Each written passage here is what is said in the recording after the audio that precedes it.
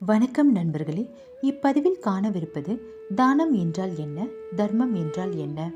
குருஷேத்திர போரில் அர்ஜுனனின் அம்புப்பட்டு கர்ணன் வீழ்ந்து விடுகிறார்.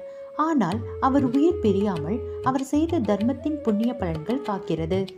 இதனால் கிருஷ்ணர் அந்தணர் வேடம் தரித்து கர்ணனிடம் சென்று அவர் செய்த புண்ணிய பலன்களை தானமாக பெற்றார். அதன் பின்னரே கர்ணனின் உயிர் பிரிந்தது.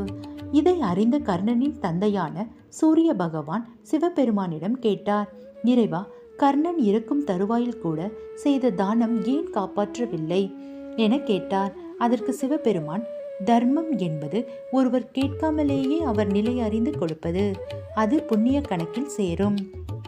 ஆனால் தானம் என்பது ஒருவர் கேட்டுக் கொடுப்பதாகும், அது புண்ணிய கணக்கில் சேராது என்றும், கிருஷ்ணர் கர்ணன் செய்த புண்ணியங்களை தானமாக கேட்டுத்தான் வாங்கினாரே தவிர தர்மமாக பெறவில்லை என்றார். ஆகையால் கேட்டுக் கொடுப்பது தானம், கேட்காமல் கொடுப்பது தர்மம். வாழ்வில் நாம் கடைபிடிக்கும் சிறு நல்ல செயல்கள் பெரிய முன்னேற்றத்தை கொடுக்கும்.